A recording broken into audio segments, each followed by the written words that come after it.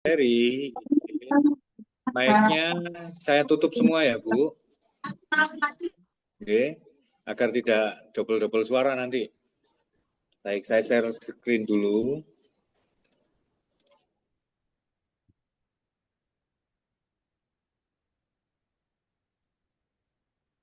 Terlihat Bu, materinya nggih? Nggih, terlihat Pak. Oh.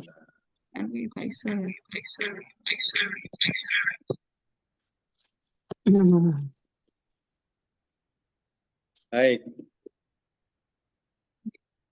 Untuk materi yang pertama yaitu mekanisme alur pendampingan keluarga dan makanan bergizi gratis Ibu. Karena nanti TPK ini juga berkewajiban untuk memberikan MBG kepada B3 ya Bu.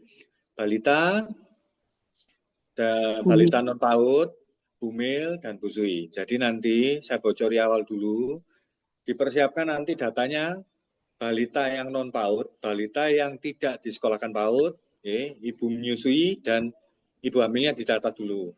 Nanti apabila penyuluh kabinnya sudah minta, tinggal memberikan. Oke.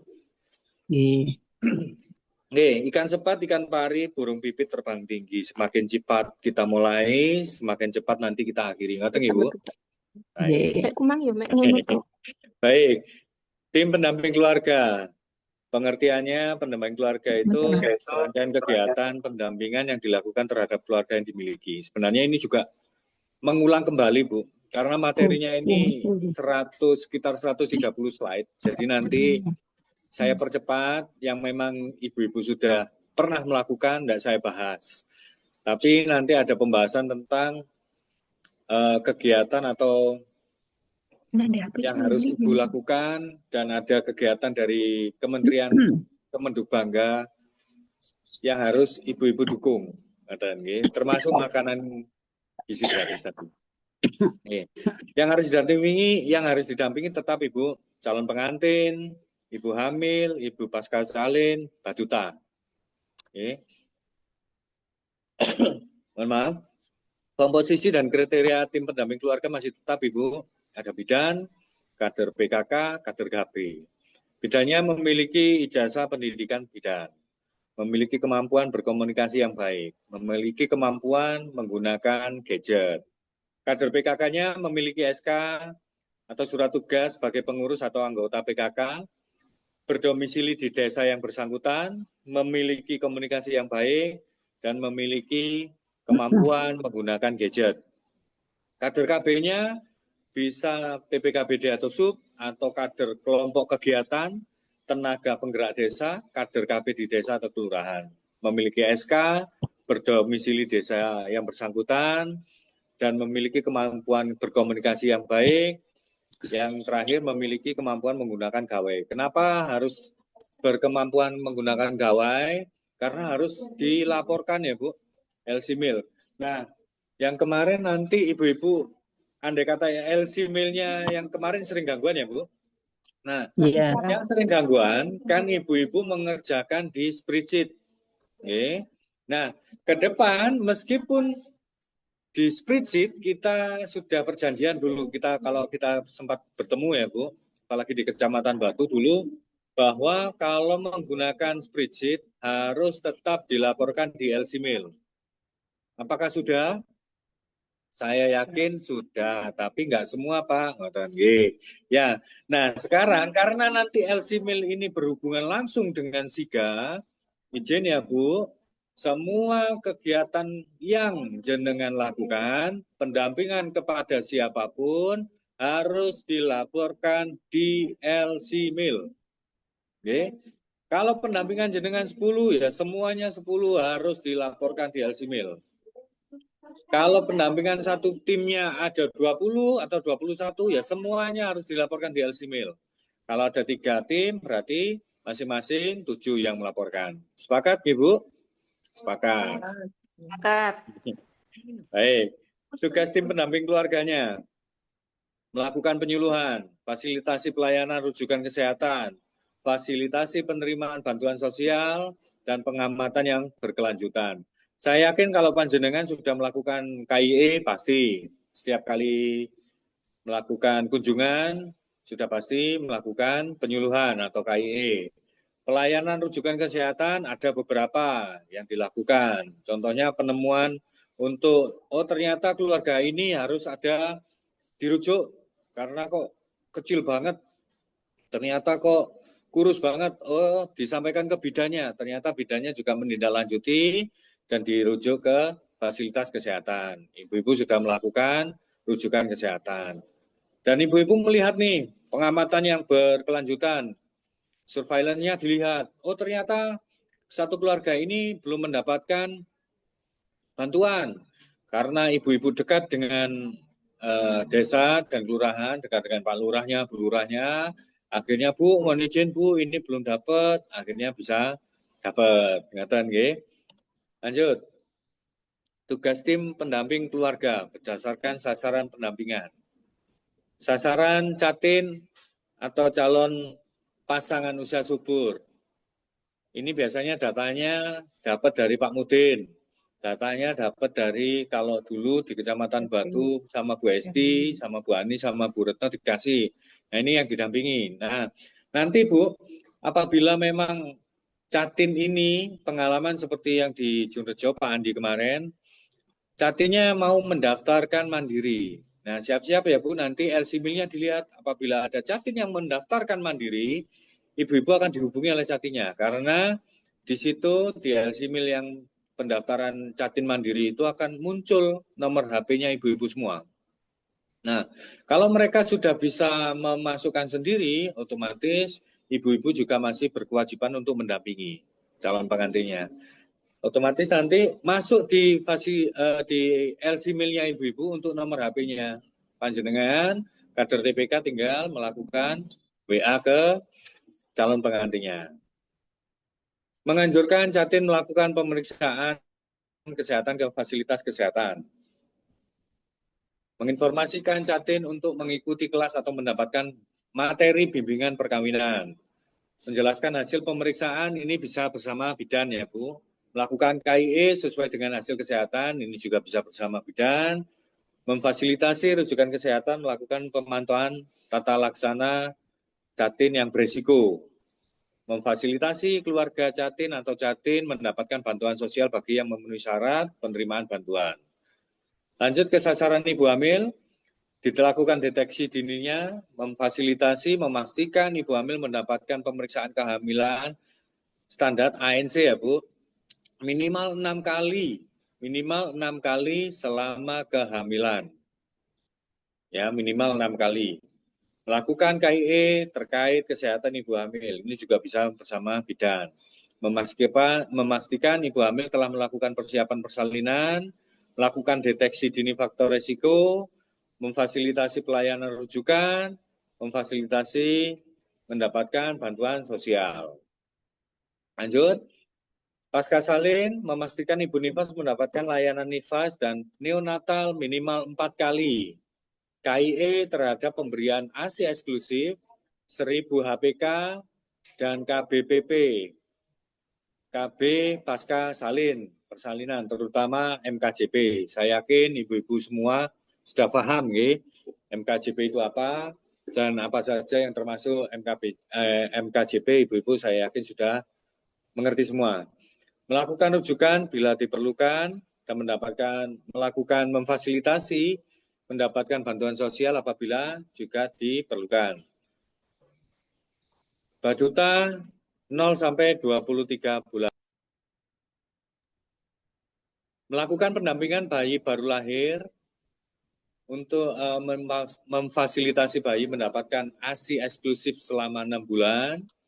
Pendampingan pengasuhan Baduta, mengajak keluarga untuk datang ke Posyandu, BKB dan PAUD, berkoordinasi dengan kader Posyandu, kader BKB, dan kader pendidikan usia dini lainnya, memfasilitasi layanan rujukan, juga memfasilitasi mendapatkan bantuan sosial bagi yang memenuhi syarat. Ini Bu, pencatatan dan pelaporan. Pencatatan kegiatan secara real time atau di LC-Mil. Apabila nanti LC-Milnya gangguan, kenapa kok harus lewat spreadsheet? karena ibu-ibu agar tidak lupa. Oh, ternyata setelah melakukan pendampingan ini agar tidak lupa di spreadsheet.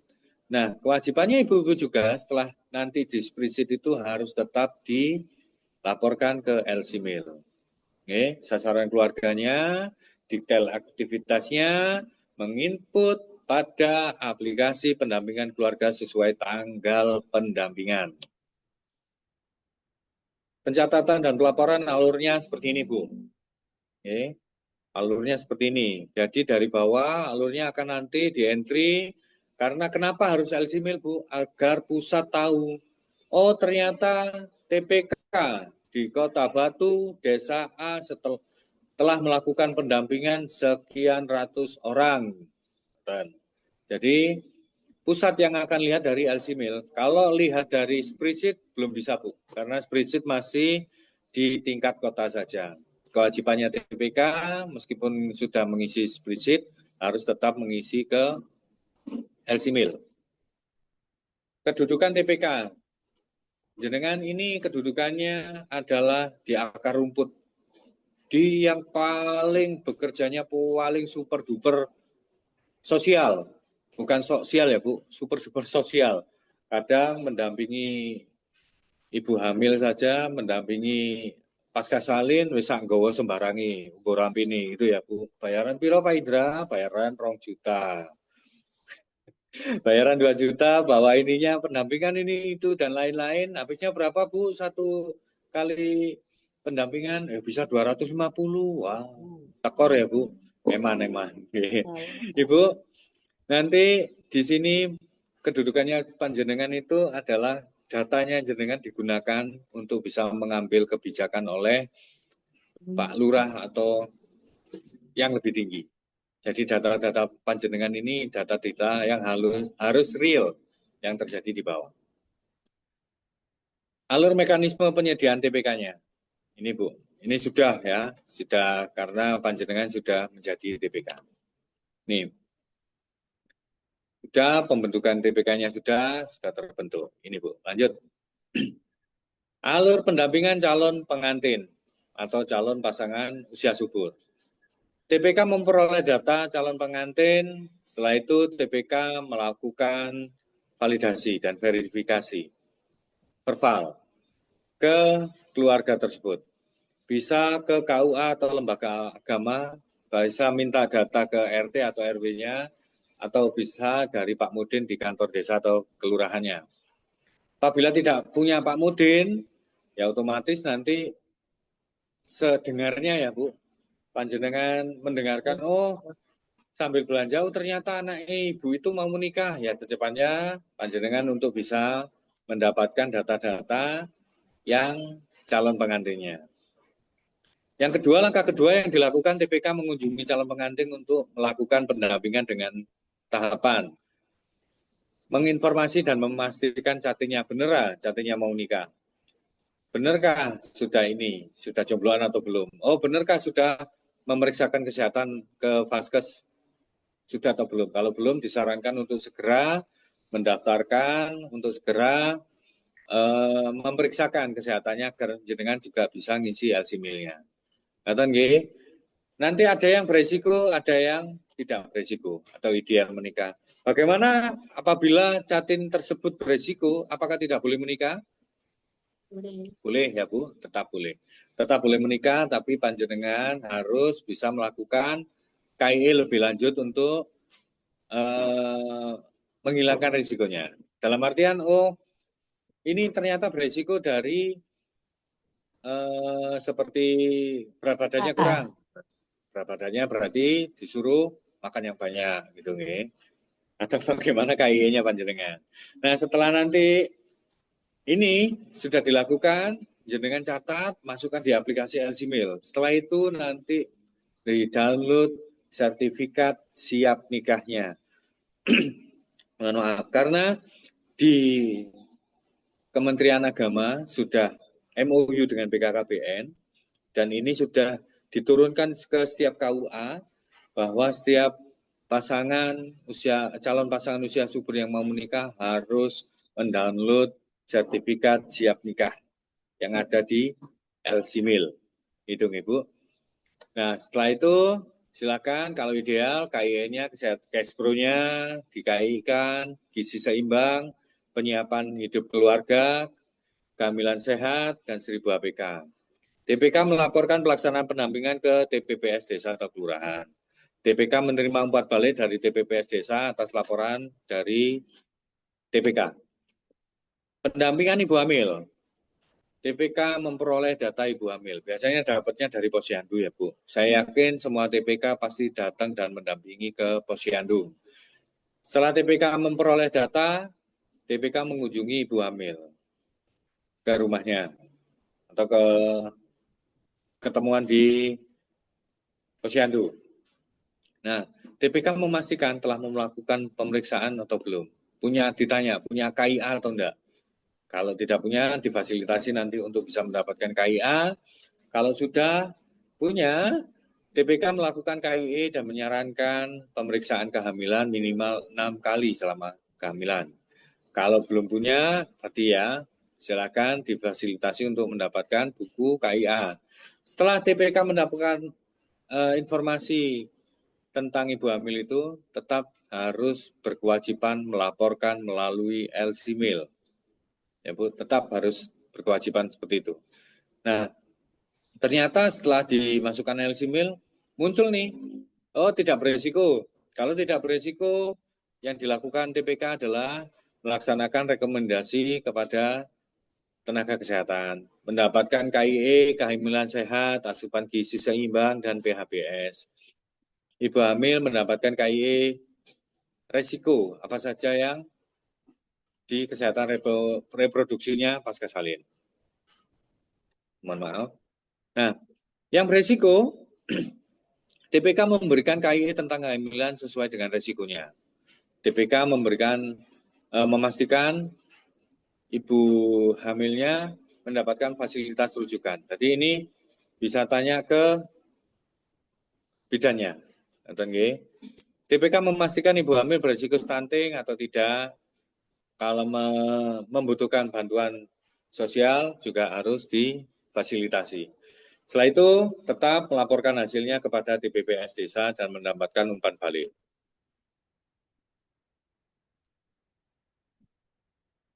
Lanjut di alur pendampingan calon pengantin, mohon maaf, ini sudah. Ini, Baduta di 0 sampai 23 bulan. Baduta ya Bu. Tetap datanya didapatkan, TPK mengunjungi, diresum, dimasukkan ke LC-Mail, nanti akan keluar beresiko atau tidak. Yang tidak beresiko, TPK memberikan KIE pengasuhan sesuai usia. Yang beresiko, TPK memberikan KIE pengasuhan sesuai dengan resiko. Nah, TPK ini bisa menjadi bidan, bisa menjadi penyuluh KB, bisa menjadi guru PAUD, bisa menjadi kepala sekolahnya PAUD, bisa jadi Bu Camat, macam-macam ya Bu. TPK multifungsi. Lanjut. Ini, untuk fasilitas rujukan. Bentar.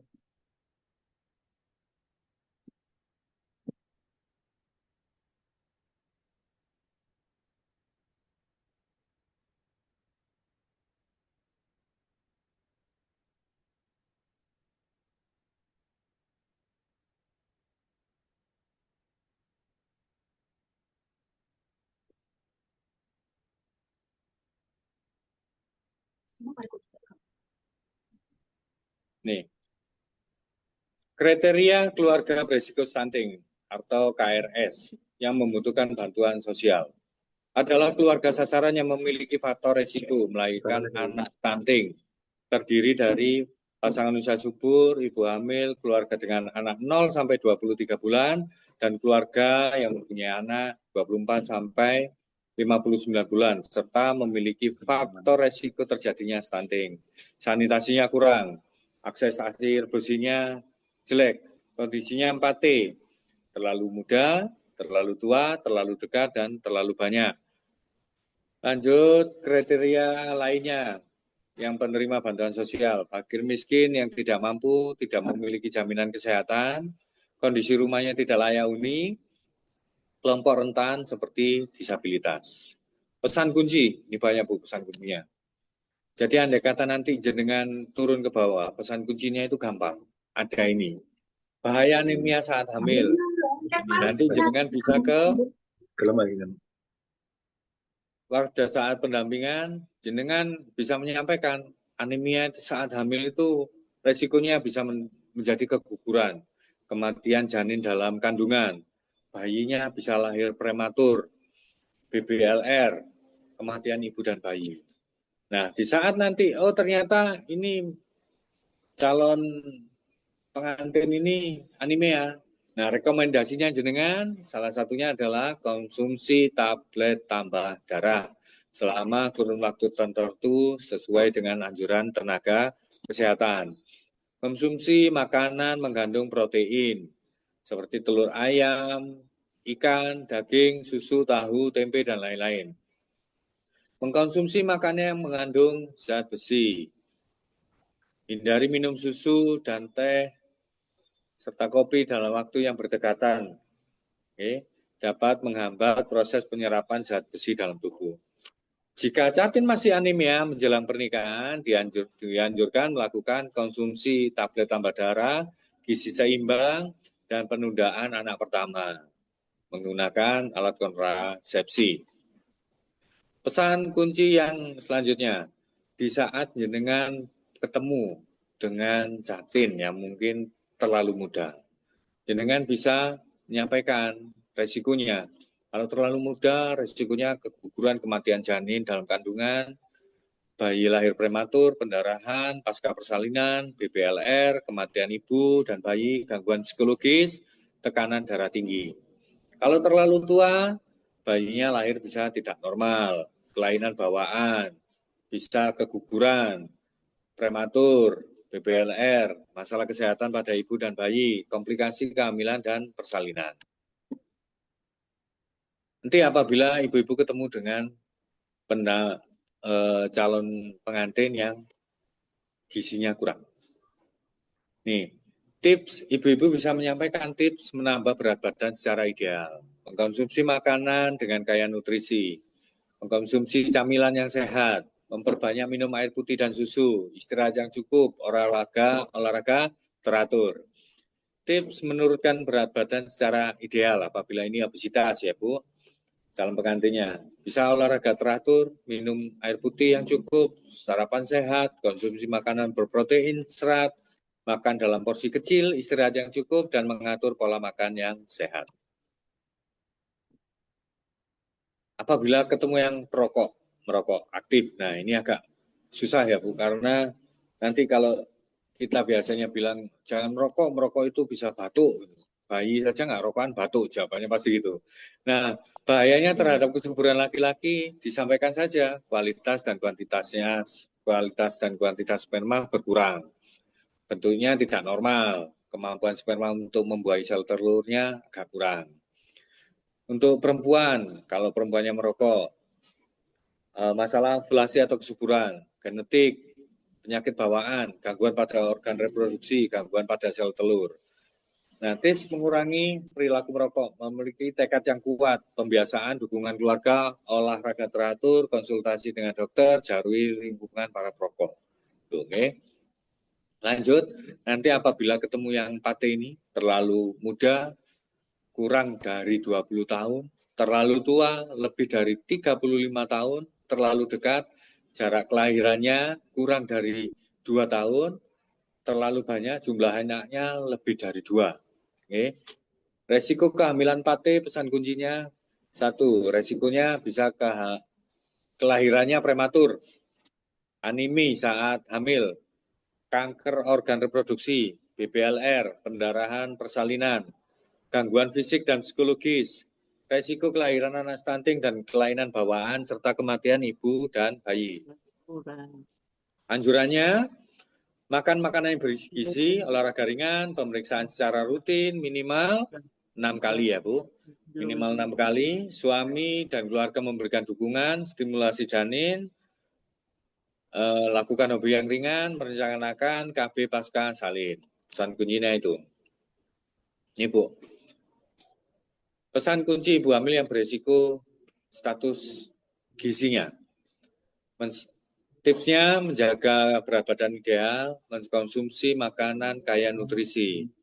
Bu, kalau ibu hamilnya kekurangan energi kronis, lingkar lengan atasnya berapa, Bu? Minimal. 23,5. 23,5 cm. 23,5, baik. 23,5, baik. Tadi pretesnya dapat 100 ya, Bu Yani juga dapat 100 ya? Oh, alhamdulillah. Nanti kalau post testnya dapat 100, berarti nanti ya mengulang lagi karena bagus-bagus, nggak boleh bagus-bagus gitu. Pretesnya jelek aja, Pak. Wah, gitu, pretesnya jelek, nanti post testnya yang bagus. Yang bagus. Nggih, Bu Yani nanti teman-temannya contohnya, Bu ya. Siap. Nggih. Nah, nanti setelah ketemu ibu hamil yang beresiko status gizinya, jika kurus, makanan yang harus disampaikan untuk bisa tipsnya, jika kurus harus makan yang tinggi kalori, tinggi protein, lebih banyak konsumsi karbohidrat, telur, daging, tempe, tahu, dan lain-lain. Jika obesitas, gemuk, tinggi protein, tinggi serat, rendah kalori, dan banyak sayur dan buah. Makanya lebih sering dengan porsi sedikit, mengonsumsi camilan sehat, memperbanyak minum air putih, istirahat cukup, olahraga teratur, hindari stres, dan melakukan pemeriksaan rutin selama 6 kali dalam masa kehamilan. Kuning-kuning ya, sebentar Bu.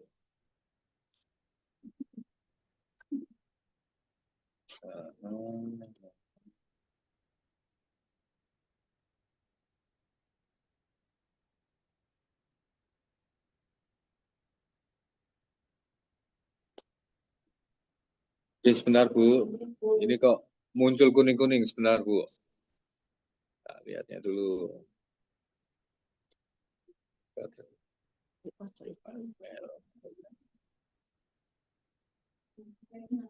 Ya, sebentar, tak jadikan ini dulu, disable.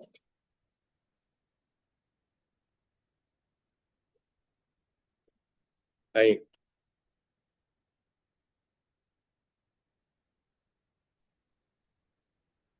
Ibu hamil yang mengidap penyakit penyerta.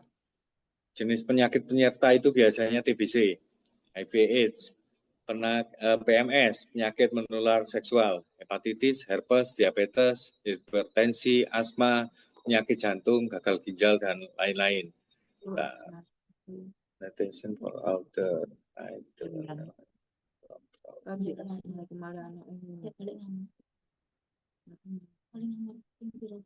Nah, saran untuk ibu hamil mengidap penyakit penyerta, menaati anjuran kesehatan yang dianjurkan oleh fasilitas kesehatan, menganjurkan pola hidup sehat, KI kepada keluarga terdekat agar memberikan dukungan kepada sasaran. Sebentar, ini kok ganggu ya? Sebentar Bu, sebentar.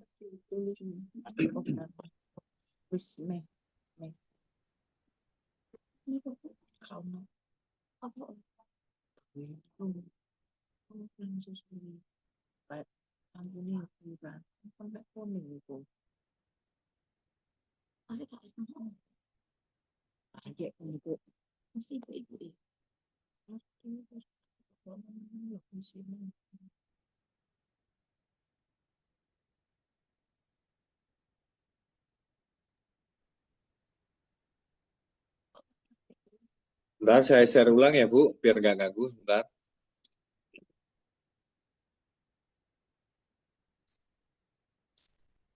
Nah, bisa kan? Nah, baik. Pesan kunci ibu hamil dengan kebersihan diri dan sanitasi yang buruk. Perawatan diri ibu hamil, cuci tangan dengan sabun dengan menggunakan air bersih yang mengalir. Mandi dan gosok gigi dua kali sehari. Keramas, cuci rambut 2 hari sekali. Jaga kebersihan payudara dan daerah kemaluan. Ganti pakaian dan pakaian dalam setiap hari. Tidak boleh set A, set B. Sekarang set A, besok set B, terakhir bisa Seten ya Bu. Pemeriksaan kesehatan gigi dan mulut. 10 pola hidup bersih dan sehat di lingkungan di rumah tangga. Persalinan ditolong oleh tenaga kesehatan. Memberikan ASI eksklusif. Menimbang bayi dan balita menggunakan air bersih. Cuci tangan. Zaman sehat. Memberantas jentik di rumah. Makan buah dan makan sayur setiap hari. Melakukan aktivitas fisik setiap hari dan tidak merokok di dalam rumah. Resiko ibu hamil yang terpapar asap rokok dan apabila ibu hamil tersebut perokok. Resikonya prematur, BPLR, gangguan pernafasan, penyempitan pembuluh darah pada ibu hamil, gangguan pertumbuhan janin, dan lain sebagainya. Tips menguranginya memiliki tekad kuat seperti tadi. Menghindari keterpaparan rokok, tidak merokok di dalam rumah dan di dekat ibu hamil. Ibu hamil memakai masker dan pakaian yang terkontaminasi asap rokok segera dicuci agar tidak membahayakan ibu hamil.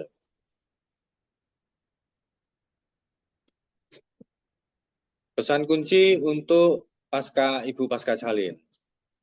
IMD ya Bu, inisiasi menyusu dini. Manfaatnya meningkatkan kekebalan ibu dan bayi, merangsang produksi ASI, meningkatkan kelekatan ibu dan bayi. Manfaatnya, bayi mendapatkan nutrisi yang lengkap, meningkatkan daya tahan tubuh, kecerdasan bayi tinggi, dan kelekatan ibu dan bayi. Mitos pasca persalinannya tidak boleh makan daging. Faktanya daging atau ikan justru sangat dianjurkan untuk dikonsumsi karena merupakan sumber protein yang mempercepat proses pemulihan. Kolostrum atau ASI pertama yang berwarna kuning pekat dianggap kotor dan harus dibuang. Faktanya kolostrum dapat meningkatkan kekebalan tubuh bayi.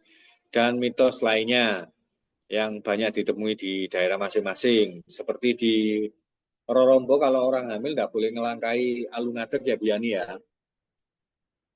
Oh ya, oke sama. Mungkin di Temas juga sama. Bahaya itu. Oh, gitu. Di Sisir Bahaya juga lah sama. gitu. Ulah, itu bahaya.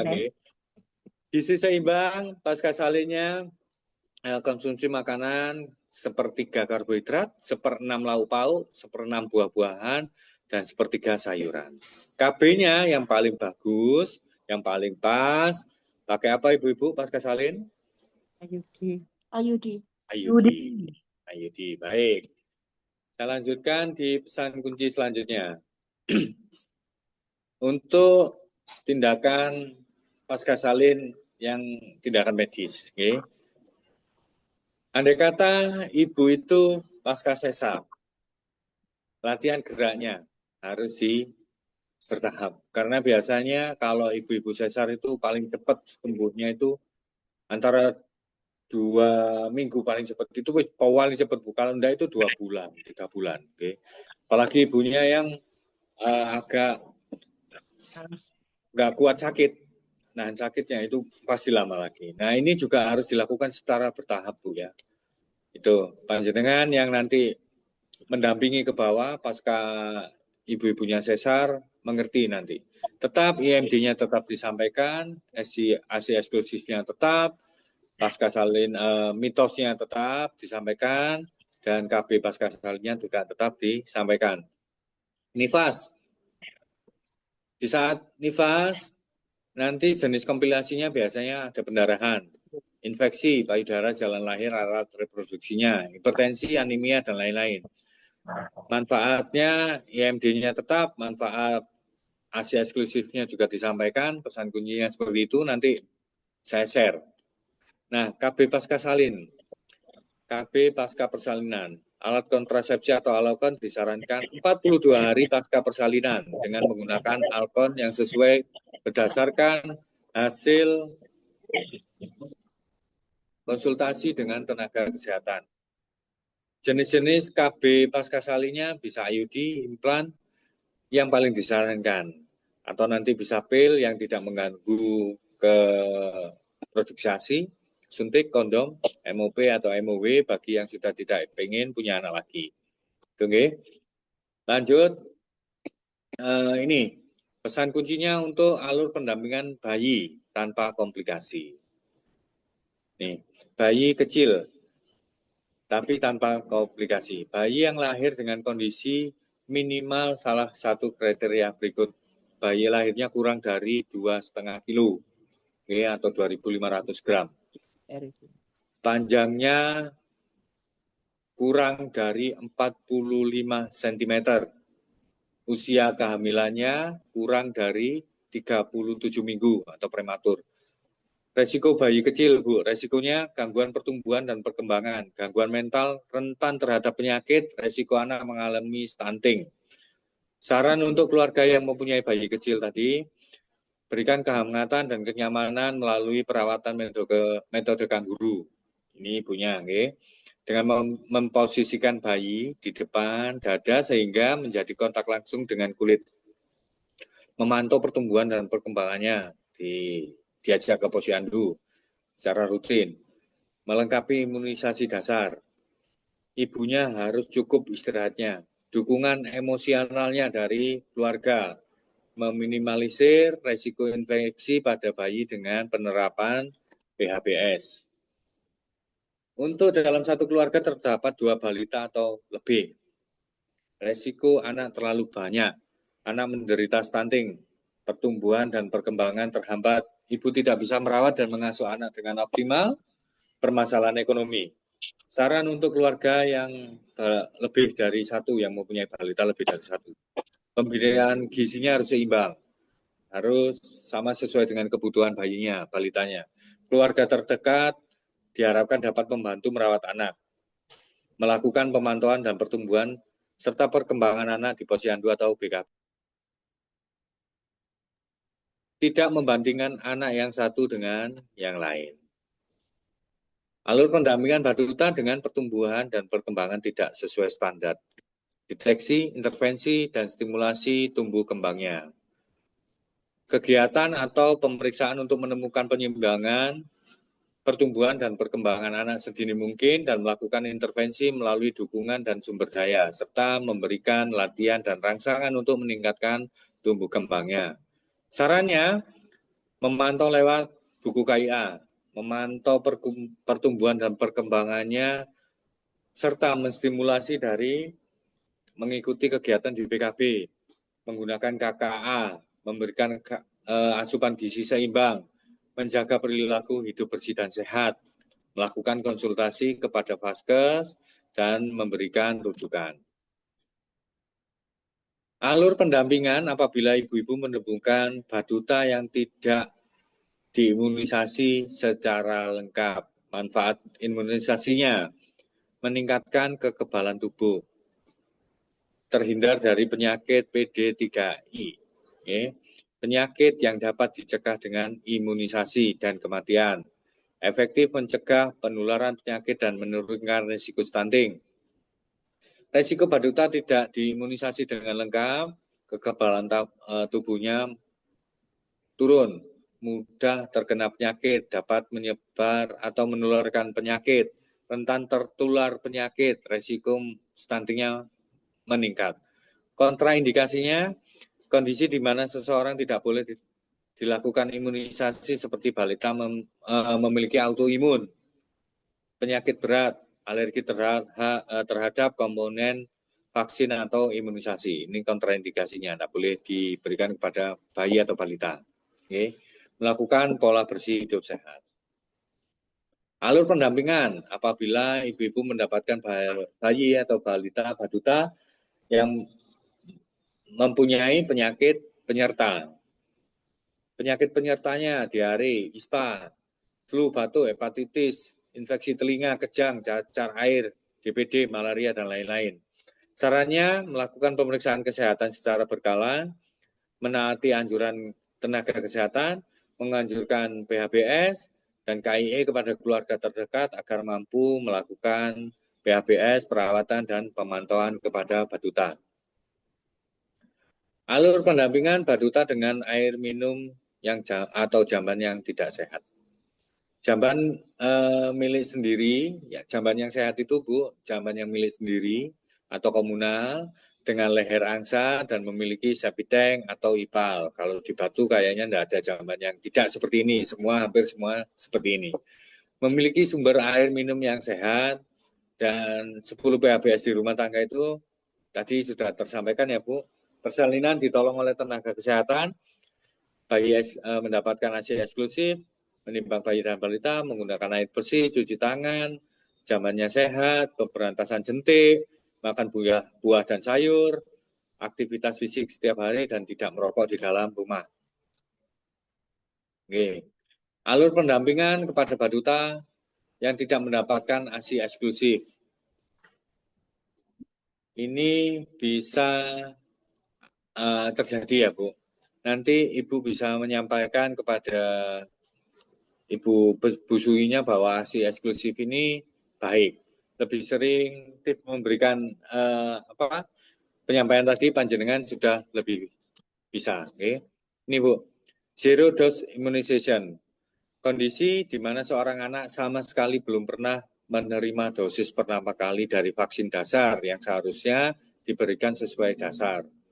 Singkatnya, anak tersebut adalah 0 dosis atau belum pernah mendapatkan suntikan imunisasi dasar apapun, seperti BCG, DPT, polio, dan campak. Imunisasi itu proses pembentukan antibodi untuk mencegah risiko tertular dan terserang penyakit menular yang berbahaya dan dapat disebabkan sakit berat, kecacatan permanen, bahkan kematian. Upaya pencegahan penyakit menular dengan memberikan vaksin sehingga terjadi imunitas atau kekebalan terhadap penyakit tersebut. Sarannya, anak di usia 0 sampai 11 bulan disampaikan untuk segera imunisasi. Oke, saran imunisasi atau kelompok populasi yang mendapatkan target bagi tim TPK. Ini orang tua yang mempunyai balita di bawah 2 tahun. Ini Bu, jadwal imunisasinya lengkapnya. 0 sampai 24 jam itu baduta biasanya mendapatkan langsung hepatitis B. 1 bulan dapat BCG. Di bulan umurnya sudah 2 bulan, DPT, HP, HIV, 1 OPV 2, polio tetes. Oke. Di umur 3 bulan, DPT, HIV 2, tetes juga. Di 4 bulan, DPT, HIV 3, 9 bulan, campak, rubella, 10 bulan CE, 12 bulan BCV. Imunisasi lanjutannya, lanjutan campak, rubella, DPT, dan HIV. Manfaatnya yang di sebelah kanannya, Bu. Tuh, okay. Saya lanjut. Nah, ini program gerakan orang tua asuh cegah stunting. Oke. Izin ya, Bu. Saya minum dulu sebentar. Kasihan Pak Indra kehausan. Oke, Bu Yani. Alhamdulillah di sebelah kanan ada air putih. Jadi lancar. Gerakan orang tua asuh cegah stunting. Kenapa saya enggak buka pertanyaan dulu, biar cepat selesai ya Bu. Karena random acaranya kan sampai sore. Tapi kita sepakat jangan sampai sore, sekitar jam 12 sudah selesai kan. Kopi ya Pak? Baik, Halo Pak. Bu. Ambil kopi, Kopi Pak. Bu. Oh, Dibuatin nggih. kopi, Alhamdulillah. Boleh Bu, nanti silakan diminum sendiri ngoten nggih. Saya diiming-imingi aja ngoten kan Bu nggih. Nggih. Stunting atau panjenengan sudah tahu, stunting itu posisi atau anak yang gagal tumbuh merupakan masalah serius di Indonesia. Ini stunting sampai 2029 kayaknya Bu.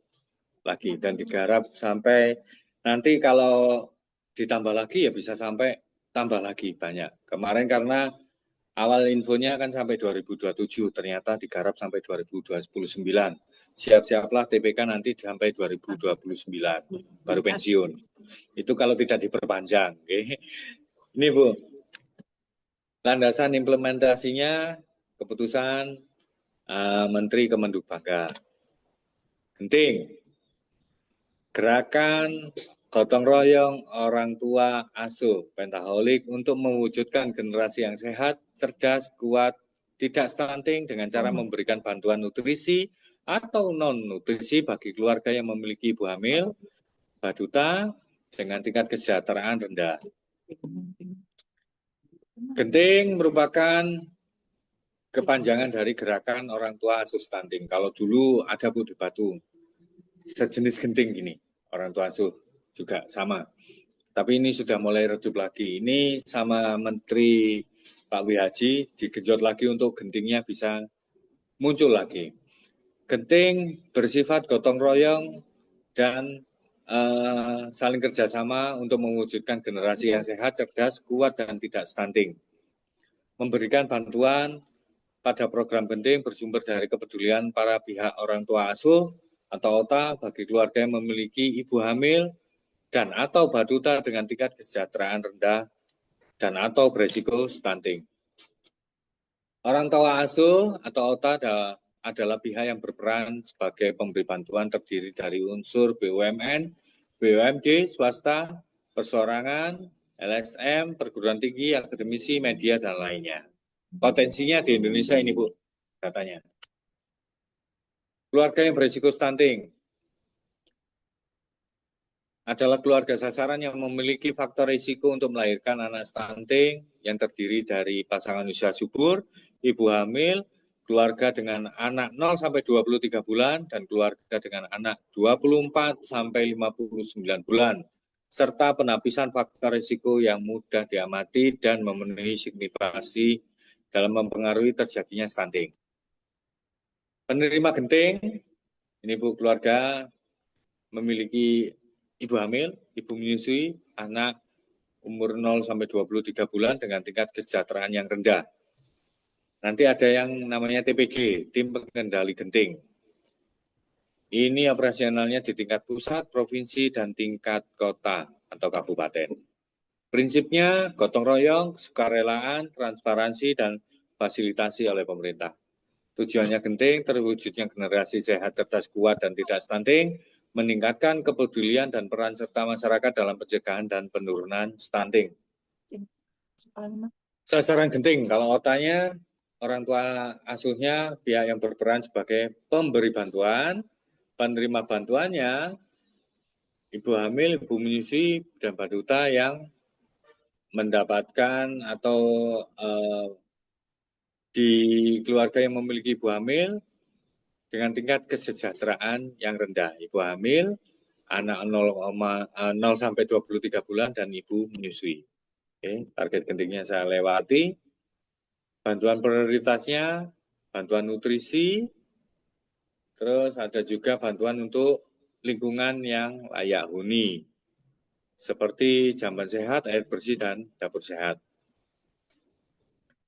Saya lanjut, tim pengendali gentingnya, ini nanti ada di tingkat pusat, provinsi, dan tingkat kota. Peran TPK dalam genting. Ini Bu, perannya panjenengan.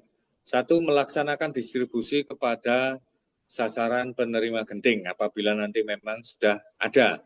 Melakukan pendampingan pada sasaran penerima genting. Melaksanakan KIE, mengambil data pengukuran berat badan dan tinggi badan balita dari Posyandu, BPPBGM, dan buku KIA. Melakukan pencatatan dan pelaporan dengan input data ke SIGA. Ini nanti bisa dibantu oleh BPKBD. Oke. Nah, lanjut. Tata kelola gentingnya seperti ini. Oke. Mekanisme alurnya, kriteria kelompok sasarannya, kriteria keluarga berisiko stunting, kriteria tingkat kesejahteraannya. Ini Bu. Sasaran genting 1, keluarga yang mempunyai baduta, busui, bumil, desil 1, 2, 3, dan keluarga berisiko stunting.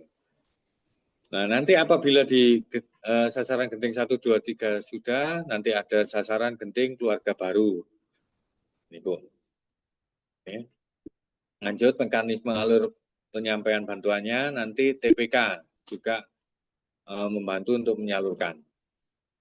Registrasinya ini tidak terlalu penting, saya lewati untuk TPK-nya. Hashtag-nya ini. Ada bantuan atau ada tanya-tanya tentang genting, bisa WA ke nomor itu atau bisa membuka websitenya kemendukbangga.go.id. Tamasya. Tamasya ini Taman Asuh Sayang Anak. Di Kota Batu banyak ya Bu, karena di Kota Batu juga banyak orang yang bekerja, bapak ibunya bekerja, jadi anaknya juga dititipkan di Taman pengasuhan anak. Biasanya di penitipan anak. Oke. Saya Tempat penitipan tamasya itu tempat penitipan anak atau sebutan layanan sejenis yang memberikan pendampingan pengasuhan bagi anak serta orang tua atau keluarga. Biasanya TPA, definisi tamasyanya itu pendampingan terhadap pengasuhan. Tujuannya meningkatkan kualitas dan kuantitasnya di TPA, memantau tumbuh kembang anak serta mendukung produktivitas orang tua dan keluarga dalam bekerja.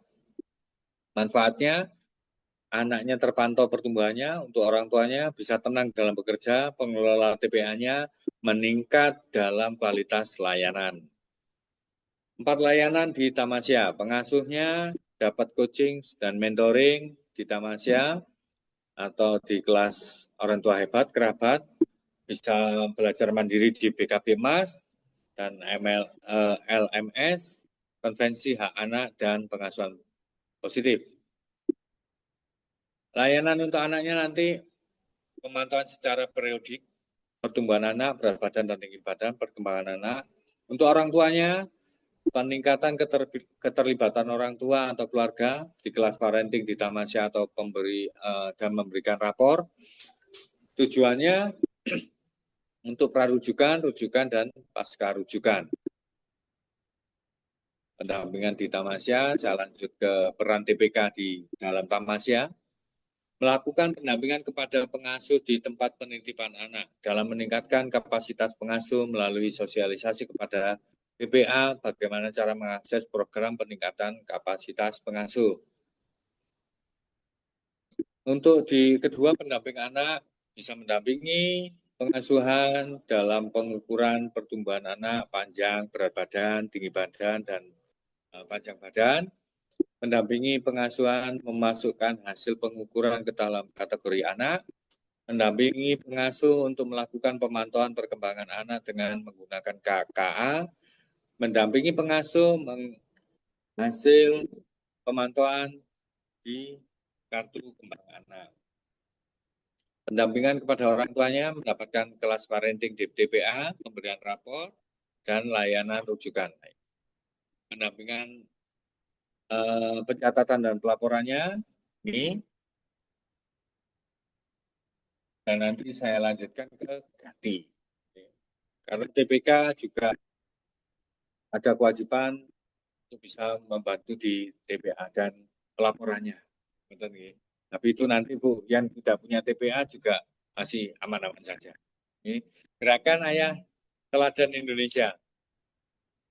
Latar belakangnya, istilah fatherless digunakan sejak tahun 70-an untuk merujuk pada anak yang tumbuh tanpa ayah akibat perceraian, kematian, faktor sosial. Fatherless menjadi perhatian karena peran ayah diakui penting dalam perkembangan anak, baik secara emosional maupun sosial. Di tahun 85-an, cara teori konsep ini berkaitan dengan penelitian tentang keterlibatan ayah, ya, yang diperkenalkan oleh Michael Millem. Sistem keluarga yang memiliki garis keturunan dari pihak ayah. Kepemimpinan keluarga berada di tangan laki-laki. Perempuan cenderung mengikuti suami setelah menikah. Di negara dengan mayoritas agama Islam, peran ayah... Mas Indra, suaranya tidak terdengar. jelas. Kurang jelas? Suaranya. Putus-putus, Ini Pak. putus-putus. Aduh, tapi itu salah, Nek. Ini masih putus-putus, Bu. Enggak, sudah. Tidak terdengar, Mas, suaranya, Mas. Masih putus, Bu Yani. Iya, kecil banget. Terdengar tapi kecil. Terdengar tapi kecil. Sebentar. Besarkan lagi. Sayup-sayup. Baik-baik. Ngantuk berarti ya, Bu? Tapi suaranya Bu Yuhani Bu antar atau ini. Oke. Nah. Telung piring, Ibu. Mas Indra kan belum sarapan. Oke. Ini, Bu. Survei keterlibatan ayah dalam pengasuhan anak. Oke. 59,1% ayah menemani belajar anak. Ayah bekerja sama dengan anak, ayah menemani anak bermain, ayah beribadah bersama anak, dan terlibat dalam pengambilan keputusan terkait anak. 82,2% ayah menyediakan waktu untuk berkomunikasi dengan anak. Ayah tinggal bersama anak, ayah menetapkan aturan, ayah memberikan dukungan finansial, dan ayah memenuhi hak dasar anak. Dampak fatherless, dampaknya, ini Bu, anak cenderung mengalami masalah akademik yang kurang perhatian dari ayahnya itu biasanya anak cenderung mengalami masalah akademik. Anak yang tumbuh tanpa kehadiran ayah lebih banyak mengalami masalah kesehatan. Anak rentan mengalami masalah emosi seperti depresi, gangguan kecemasan, dan tidak percaya diri. Anak berpotensi terlibat dalam masalah agresi, kenakalan remaja, dan penggunaan narkoba. Anak perempuan lebih rentan terlibat dengan perilaku seksual beresiko. Anak perempuan rentan mengalami KTD, kehamilan yang tidak diinginkan. Anak berpotensi mengalami krisis identitas seksual atau menjadi lesbi, gay, atau transgender. Dampak fatherless di strawberry generation. Strawberry generation ini bawahnya Gen Z, Bu. Oke, kalau anak-anak jenengan, anak-anak kita, dan anak remaja sekarang itu dibilang Gen Z, ini bawahnya lagi. Namanya strawberry generation. Masalah akademiknya bisa karena kurang dari perhatian ayahnya. Lebih rentan terhadap stres, narkobanya juga lebih tinggi penyalahgunaannya, kurangnya keterampilan sosial dan kepemimpinan, daya juangnya rendah, produktivitasnya menurun, pengangguran, dan beban sosial bertambah nanti di bonus demografi di tahun 2045. Program Gerakan Ayah Teladan atau GATI meningkatkan keterlibatan ayah dan calon ayah dalam pengasuhan anak, pendampingan remaja, pra-remaja, menciptakan generasi yang berkualitas, memiliki karakter yang mandiri, bertanggung jawab, termasuk mencegah pernikahan di usia muda. Sasarannya, sasaran GATI, remaja laki-laki atau calon ayah, para ayah yang memiliki anak usia dini, memiliki anak yang pra-remaja, dan para ayah yang memiliki remaja usia 10 sampai 24 tahun yang belum menikah. Keterlibatan ayah dalam pengasuhan, ini Bu, komponen keterlibatan ayah, interaksi, aksesibilitas, dan tanggung jawab. Indikator ayah teladan menurut keterlibatan ayah dalam pengasuhan, menurut teori Lam et al., interaksinya antara ayah dan anak diasuh dalam bentuk perilaku bermain, membaca, olahraga, serta melakukan aktivitas pengasuhan lainnya. Memandikan anak, menyiapkan makanan, menyuapi, dan mengganti pakaian. Ayah terlibat dalam kegiatan tersebut. Kehadiran ayah dalam hidup anak lebih baik secara fisik. Anak lebih bisa bertanggung jawab dan keterlibatan pekerjaan ayah dalam mengurus rumah semakin dianggap penting dan mendukung keseimbangan keluarga. Ini dimensi interaksinya, dimensi aksesibilitasnya, dimensi tanggung jawabnya, dan dimensi keterlibatannya. Lanjut, ini di menu gerakan ayah teladan, nanti pelaporannya seperti itu. Ada yang namanya sekolah bersama ayah atau sebaya. Desa atau kelurahan ayah teladan, ini masih digagas di Kota Batu, masih terfikirkan Bu. Konsorium penggiat ayah dan komunitas ayah teladan atau kompak tenan. Oke, ini layanan konselingnya melalui Siap Nikah dan Satya Gatra yang ada di Balai Penyuluh KB masing-masing. Ini ada Halo Gati. Nah, tugas TPK untuk memperkenalkan Gati, memberikan edukasi kepada calon pengantin, khususnya calon pengantin pria. TPK perlu menyampaikan tentang pentingnya peran ayah dalam mendampingi tumbuh kembang anak. Jika ada hal-hal yang konsultasikan lebih lanjut, TPK dapat merekomendasikan agar berkonsultasi melalui website siap nikah dan ke Satya Gatra. Oke. Websitenya itu TPK dapat memperoleh layanan Gati dan diakses di nomor WhatsApp yang tertera. Saya lanjut, ini pengenalan konsorsium tadi, ini di dekat Desa Kelurahan Ayah Teladannya. Tugas TPK-nya memberikan rekomendasi atau lokus wilayah desa kelurahan, edukasi pengasuhan anak, pengasuhan oleh ayah di desa kelurahan, melakukan penyuluhan bersama tenaga praktisi, sosialisasi dan promosi. Jika TPK menemukan anak yang sekiranya memiliki permasalahan dalam pengasuhan yang disebabkan oleh ketiadaan fitur seorang ayah, TPK dapat mengunjungi anak tersebut untuk kemudian dilakukan pendampingan. Oke, sekolah bersama ayah. Sasarannya para ayah yang akan memperoleh edukasi mengenai pengasuhan ayah di PIK Remaja atau SSK, Sekolah Sadar Kependudukan, Siaga Kependudukan, dan di dalam pelaksanaannya nanti akan ada muncul surat edarannya. Ini Bu, di beberapa tempat yang lain sudah ada gerakan ayah mengantar anak. Kalau dulu namanya di sini di Batu terkenal dengan ternak teri, antar anak antar istri, sekarang menjadi Gati, gerakan ayah teladan Indonesia. Tugas TPK-nya diharapkan bekerja sama untuk dapat mengawal kegiatan gerakan ayah mengantar anak ke sekolah, dan TPK dapat menghimbau para ayah untuk turut berperan serta menyukseskan gerakan ini. Oke, produk Gatinya ini. Lanjut ke Sidaya. Ini programnya Kemendu Bangga ya Bu. Gati, ada tadi Genting, ada Sidaya, nanti ada Super Ed juga. Lansia, seseorang yang telah mencapai usia 60 tahun ke atas, disebut lansia.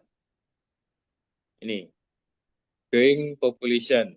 Suatu penduduk dapat disebut sebagai penduduk tua jika angka ketergantungan penduduk tua sebesar 10% atau lebih. Kondisi penuaan penduduk ada sampai 8. Rasio ketergantungan lansia sebesar 17,26, bahwa setiap 100 penduduk usia produktif harus menanggung setidaknya 17 penduduk lansia. Lanjut, ini kondisi lansia di Indonesia, 12%. 21 provinsi masuk di growing population dengan persentase penduduk lansia lebih dari 10%. Lansia tinggal dengan 3 generasi, yaitu sebesar 35% dan keluarga inti di 34,45%. Tantangannya, lansia digambarkan sebagai kelompok penduduk yang rentan. Ini kualitas hidup. Bagaimana mempertahankan kualitas hidup lansia, mengingat bertambahnya usia umumnya disertai dengan penurunan kemampuan fisik, penurunan status kesehatan, dan penurunan kapabilitas bekerja. Penyakit degeneratifnya, peningkatan kebutuhan pendampingan dan perawatan jangka panjang, PJP, bagi lansia, upayanya menyiapkan generasi produktif dalam menghadapi hari tua. Lanjut, di Sidaya, lansia yang sehat, merasa aman, mampu berpartisipasi dalam kegiatan sesuai dengan minat dan potensinya, serta diwujudkannya melalui integrasi kebijakan layanan terhadap kelompok lansia. Di menu Sidaya ada beberapa pemeriksaan kesehatan, latihan dan pendampingan PJP, sekolah lansia atau BKL, lansia entertain, dan kartu Sidaya. Lanjutnya ini di Sidaya, Bu. Dan tugasnya ini ada TPK memastikan calon Suaranya Pak, Lanjut. suaranya hilang, terus putus. Suaranya semakin menghilang. Suaranya tidak ada, Pak. Nah, saya adakan lagi Bu sebentar.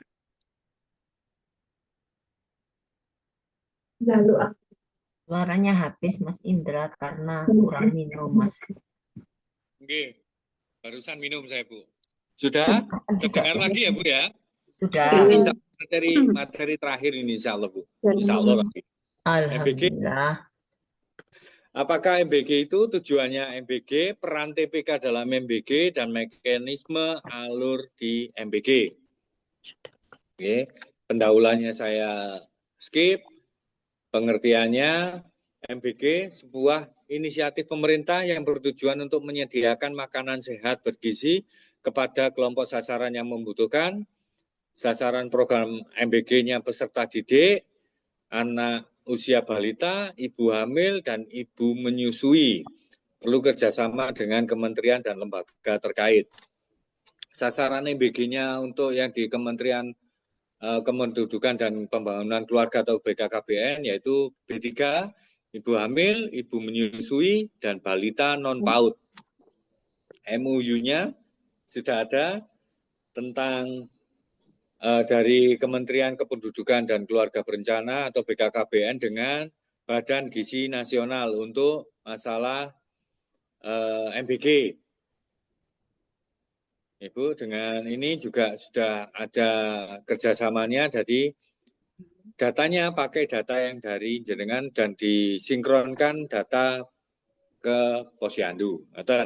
Tujuannya meningkatkan asupan gizi, meningkatkan kualitas sumber daya manusia, menurunkan angka prevalensi stunting, meningkatkan kualitas belajar, mendukung tumbuh kembang anak, meningkatkan kesehatan ibu dan ibu hamil dan ibu menyusui, meningkatkan pertumbuhan ekonomi. Manfaatnya ekonomi, kesehatan, pendidikan, dan ketahanan pangan. Peran Kemendubangka atau BKKBN ini menyediakan data, Bu. Perannya ini, menyediakan data sasaran MBG, ibu hamil, ibu menyusui atau pasca salin, dan balita non-PAUD. Memberikan akses pemanfaatan data sasaran MBG. Menyediakan SDM sebagai kader pendamping dan distribusi MBG. Melakukan monitoring dan evaluasi. Distribusinya nanti harapannya TPK ini, kalau yang sudah melakukan di Kabupaten Malang, Bu, TPK ini mendistribusikan MBG-nya kepada 3B tadi, sasaran kepada 3B tadi. Andai kata di satu, nanti mekanismenya bisa kita atur. Di satu desa ternyata ada 100, andai kata, Bu. Ada 100 yang harus dibagi MBG. Nah, TPPG untuk penyalurnya itu biasanya hanya mendropping di desa atau di kelurahan. Panjenengan sebagai TPK ngambil dari desa, memberikan kepada sasaran yang sudah disetujui. Setelah dihantarkan, dilihat, Bu, dimonitoring, dilihat sudah dimakan atau belum dan lain-lain. Nanti mekanisme pengembalian piringnya apa ya, tempatnya juga lain-lainnya juga TPK yang mengembalikan distribusinya. Bayaran piro, Pak? Nah, yo ribet men Pak. Ya, bayarannya, Bu, yang penting. Berapa? Saya sampaikan. Meneh, Pak. Bayarannya informasi yang saya dapat kemarin itu satu MBG, satu piring. Apa, Bu, yang bilangnya ya? Satu ompreng. Satu omprengnya ke satu sasaran itu kemarin saya dengar kalau tidak salah Rp1.000. Astaga. Satu omprengnya satu hari. Kena ya ngocek. Satu ompreng satu hari. Pak. Gimana, Bu? Tombol ojek, Pak. Kalau makanannya itu kurang lebih sekitar 10.000 atau 15.000. Tapi kalau penyampaian kepada sasarannya, satu omprengnya, satu sasarannya 1.000. Ya, Bu. Satu omprengnya, satu omprengnya 1.000. Jadi kalau di desa ada 100, berarti dapatnya 100.000. 100.000 satu hari. Dibagi. Kalau satu minggunya dapat 6 kali, Berarti berapa, Bu? Iya, 600.000. 100.000. Kalau 1 bulan, 3 juta. Mesti ya, kayak gitu. 1.800.000. nah itulah yang didapatkan ya, Bu. Itu setiap hari kan nggak sampai malam, jadi dapat langsung dikirim didistribusi. Tapi itu nanti kalau sudah benar-benar datanya valid ya, Bu. Yang dilakukan ibu-ibu TPK sekarang adalah mendata ibu hamilnya, ibu menyusuinya, dan balita non PAUD ya, Bu. Balita non PAUD.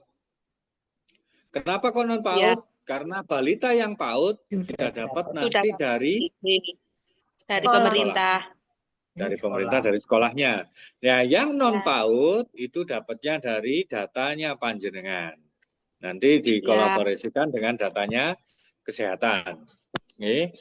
Peran TPK dalam program MBG, verifikasi dan memvalidasi data penerima manfaat, melakukan pengumpulan data sasaran, memverifikasi dan memvalidasi data sasaran, dan membandingkan dengan sumber data yang lain. Takutnya adalah ternyata jenengan data balita tadi, ternyata dia sudah diikutkan di PAUD, jenengan datanya ada juga, akhirnya double. Makanya nanti diverifikasi dan divalidasi.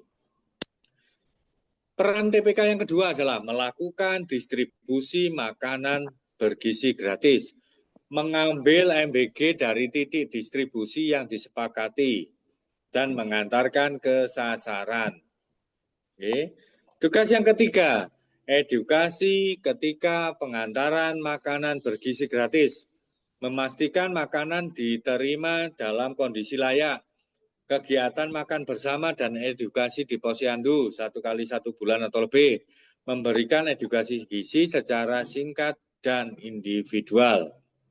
Yang keempat, pemantauan makanan bergizi gratis, memastikan makanan diterima dalam kondisi layak, dan memberikan edukasi serta kegiatan makan bersama dan edukasi di posyandu 1 kali 1 bulan atau lebih. Oke. Peran TPK dalam mengurangi sisa makanan, edukasi gizi MBG, menyampaikan bahwa menu MBG ini sudah dirancang sesuai kebutuhan. Biasanya kan otomatis makan itu biasanya ada yang tidak habis ya, Bu. Nah, TPK juga berperan mengurangi agar harus dihabiskan gitu loh. Nah, caranya mengedukasi bahwa MBG ini dirancang sesuai kebutuhan gizi sehingga penting untuk dikonsumsi. TPK mengupayakan agar MBG dimakan oleh sasaran. Pak, bagaimana apabila sasarannya tidak mau makan, TPK-nya dulang, Ibu Yani? Bu Yani siap-siap ada yang dulang. Bulannya. Mengajak menerima saran, mengajak ibu hamil, ibu menyusui, dan orang tua balita non PAUD memberikan masukan terkait menu agar lebih sesuai selera dan kebutuhan. Bolehkah ganti menu? Boleh Bu. Ganti ini menunya nggak mau ini, mau yang ini boleh disampaikan nanti ke TPPG-nya. Boleh Bu, disampaikan. Memberikan masukan ke SPPG, menyampaikan hasil evaluasi tadi, masukan dari sasaran tadi, diberikan dan disampaikan ke dapur MBG-nya, agar menunya bisa variatif, sehat, dan diminati sasaran. Oh ternyata nggak mau ayam terus, sekali-sekali ikan paus gitu, boleh disampaikan, nggak apa-apa. Edukasi pemanfaatan sisa makanan, mengelola sisa makanan dengan bijak, misalnya untuk pakan ternak atau diolah menjadi pupuk organik, tetap bermanfaat. Tapi sebisa mungkin nggak boleh ada sisa ya Bu, harus habis. Mubadir nanti PT-nya mati. Oke. Mekanisme alur MBG untuk ibu hamil. Kader menyiapkan data, kader mengantar, kader melakukan edukasi, dan kader TPK melakukan pencatatan dan pelaporan. Ini Bu, datanya. Banyak ya Bu? Banyak. Bayaran 1.000 tadi. Okay? Lanjut. Alurnya untuk ibu menyusui sama. Kader menyiapkan data, kader mengantar, kader melakukan edukasi, dan kader melakukan pencatatan dan pelaporan. Untuk balita non PAUD sama. Menyiapkan data, mengantar paket, melakukan edukasi serta kader melakukan pencatatan dan pelaporan. Oke. Ini mekanisme perubahannya seperti ini, Bu. Nanti. Ya, Bu, sudah. Terima kasih. Oke. Ada pertanyaan, Bu? Mas Indra ini mau tanya. Oke. Eh, Gimana, Bu? ini untuk MBG-nya nanti ini apakah untuk semua sasaran, apakah hanya untuk yang beresiko saja? Untuk MBG-nya semua sasaran atau yang beresiko saja? Jadi gini, Bu. Ya. Oke. Baik, saya langsung jawab, ya. Untuk sasarannya nanti, semua jenengan sasar dulu, Bu. Jenengan data dulu. D3-nya dengan data semua. Meskipun nanti ini sekiranya dapat atau enggak, nanti jenengan beresiko atau enggak, keluarga risiko stunting atau enggak, jenengan data dulu. Setelah datanya nanti terkumpul, nanti akan divalidasi dan verifikasi ulang. Karena datanya di TPPG atau tempat itu, tempat dapurnya, itu jatahnya untuk B3 ini 10% dari maksimal pembuatan. Kalau satu dapurnya maksimal membuat 3.000, berarti satu TPPG-nya 300. Nah, andai kata di situ ada 400 di desa, karena TPPG ini adanya di masing-masing desa atau kelurahan ya, Bu. Ternyata kok ada 400, kurang nih. Bisa diambilkan dari TPPG yang berdekatan. Nah, makanya itu datanya harus valid ya, Bu. Setelah data valid, datanya benar tersedia, baru kita klasifikasikan. Keluarga KRS-nya dinomorsatukan ya, Bu. Keluarga beresiko stuntingnya kita naikkan di nomor satukan. Tapi datanya semua sasarannya didata. Oh iya. Ya, Bu ya. Semua datanya didata, tapi nanti klasifikasinya jenengan akan ada. Oh, mana nih yang mau yang dinomorsatukan dulu. Oke. Ternyata keluarga data ini apakah harus secepatnya kita data ya Mas Pak Indra? Betul, Bu. Dalam artian ada batasan waktu, misalkan di akhir November ini, ataukah ada batasan waktu sampai akhir Desember. Jadi ada batasan waktu gitu, karena kita nanti menyampaikan di TPK yang tidak ikut Zoom, ini nanti kan kita punya apa ya dalam artian, punya wacana harus berapa hari terselesaikan gitu. Oke, nanti saya koordinasi dulu dengan Ketua IPKB dan koordinasi dengan teman-teman penyuluh, enaknya sampai kapan? Kalau saya sih berharapnya secepatnya, Bu. Kalau memang bisa akhir November ini datanya sudah siap, malah enak. TPPG-nya nanti sudah bisa beroperasi, panjenengan dimintai data, sudah siap, enggak bingung lagi. Berarti disepakati aja Pak Indra, satu Kota Batu ini disepakati aja dari jenengan, disepakati paling lambat akhir November atau pertengahan Desember monggo kerso. Jadi nanti secara serentak data itu akan masuk ke jenengan dengan batasan waktu tadi. Sepakati ibu-ibu maunya seperti apa, masuk akhir November atau pertengahan Desember monggo kerso. Biar sama gitu loh nanti masuknya Pak Indra.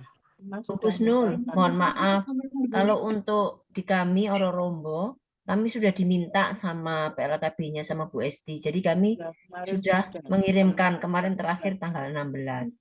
Jadi untuk yang pinter menrombo.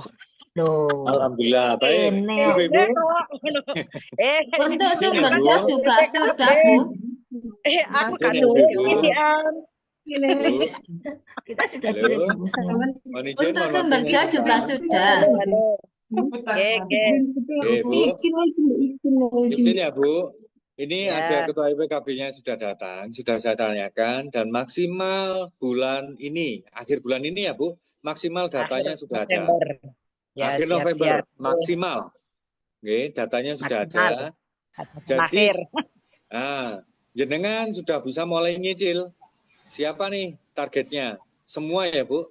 Semua targetnya, mulai ibu hamilnya siapa, ibu menyusuinya siapa, dan balita non pautnya siapa. Nanti diklasifikasi, diurutkan mulai KRS-nya baru.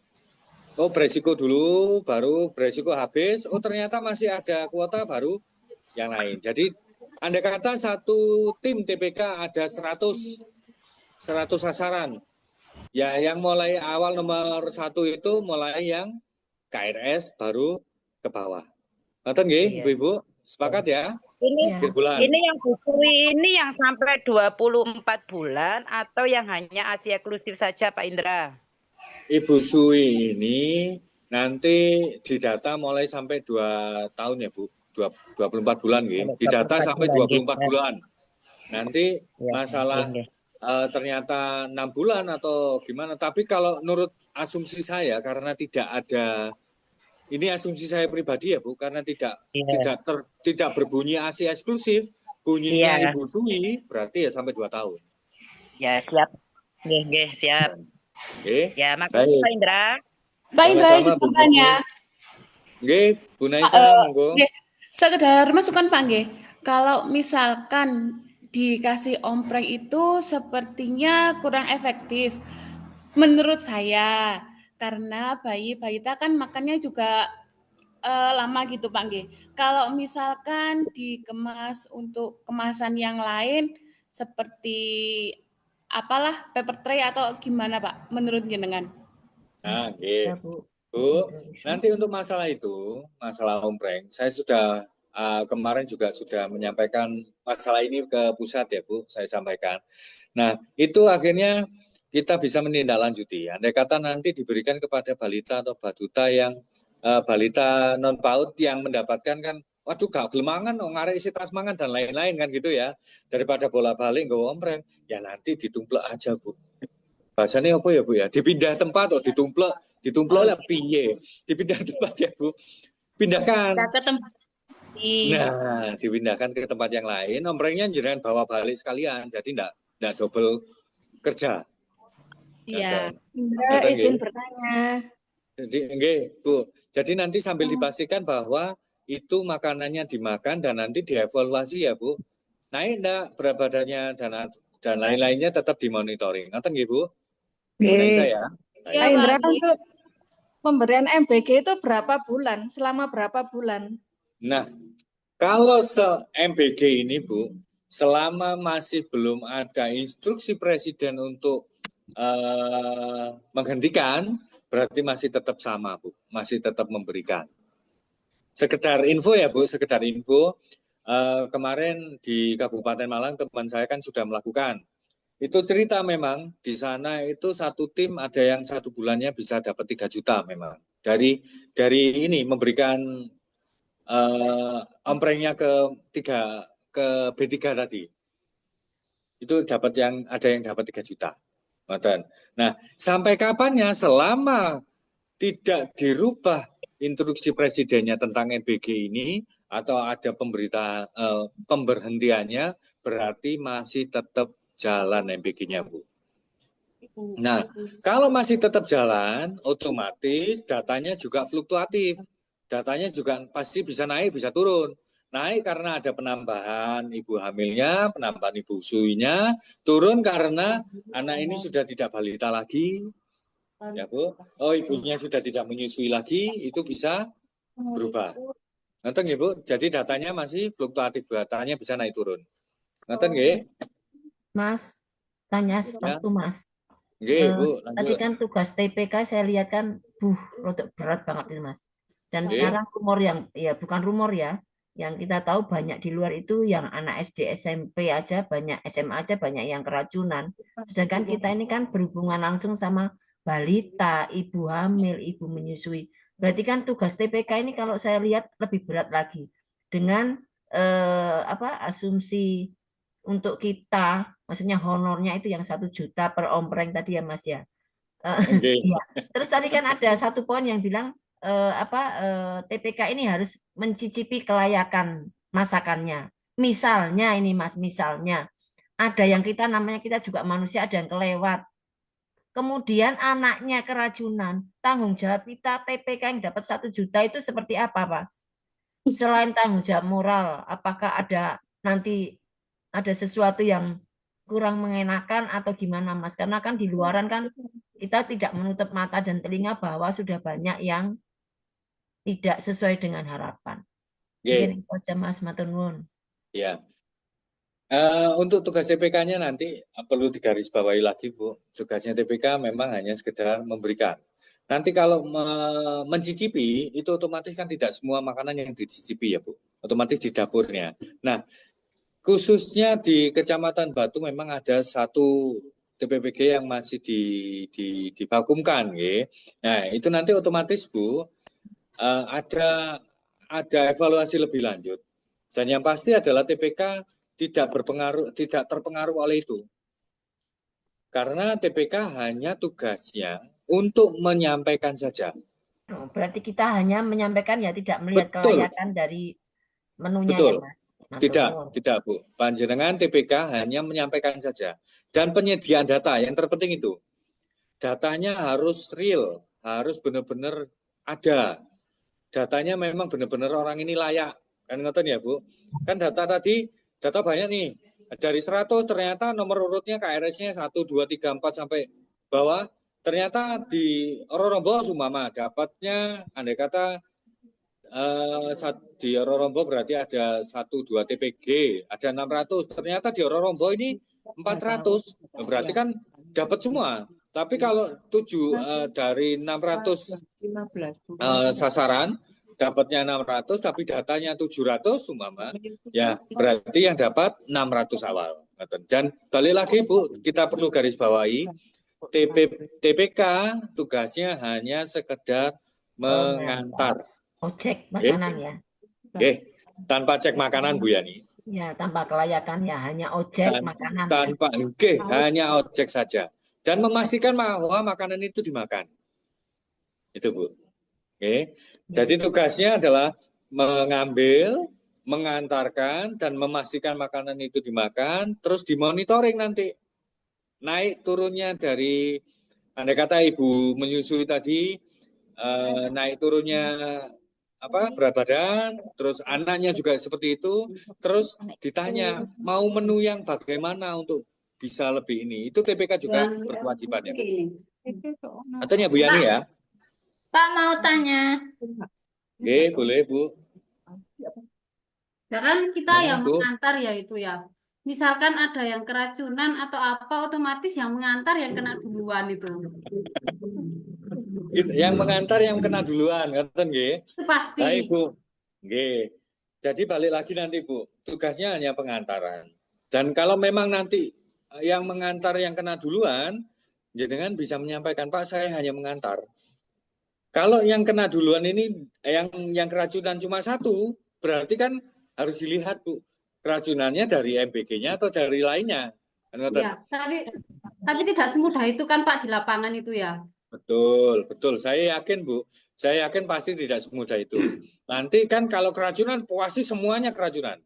Andai kata nih, di Sumberjo ya Bu, Sumberjo, yang nganter, yang kena ini keracunan Sumberjo. Ini berarti kan semua yang kena Bu, satu Sumberjo kan, bukan hanya nanti yang diantarkan Ibu saja. Nah bagaimana caranya nanti ya otomatis kan TPPG ini, TPK kan hanya menyampaikan saja, hanya untuk memberikan saja. Tapi jangan khawatir Bu, di belakangnya panjenengan itu kan juga banyak pihak keamanan, otomatis kayak TNI Polri itu juga menjaga Bu. TNI Polri itu juga tidak hanya dia melihat saja, itu pasti menjaga untuk lihat ada masalah atau enggak gitu loh Bu.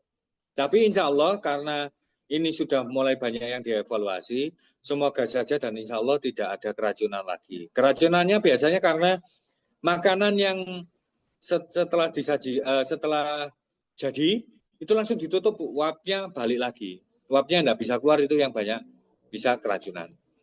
Nonton Bu, jadi jangan khawatir ya Bu, di belakang jenengan juga masih ada pihak keamanan yang membantu. Nonton Bu. Ada lagi? Ya, Assalamualaikum Mbak Indra. Waalaikumsalam Bu Adin. Gimana? Tak kira rapal. Niki Bu Titik mau tanya. Boleh.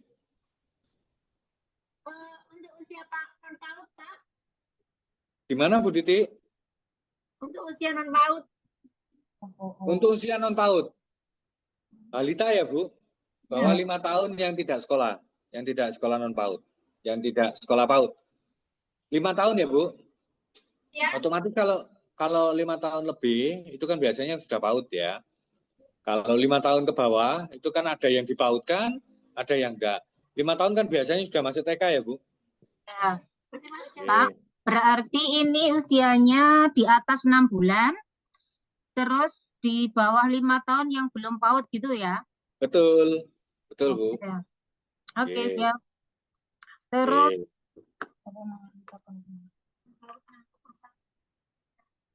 Terus ada lagi Bu? sementara dulu itu. Monggo yang lain. Oke. Pak, Mungkin mau ada yang tanya. lain? Oke.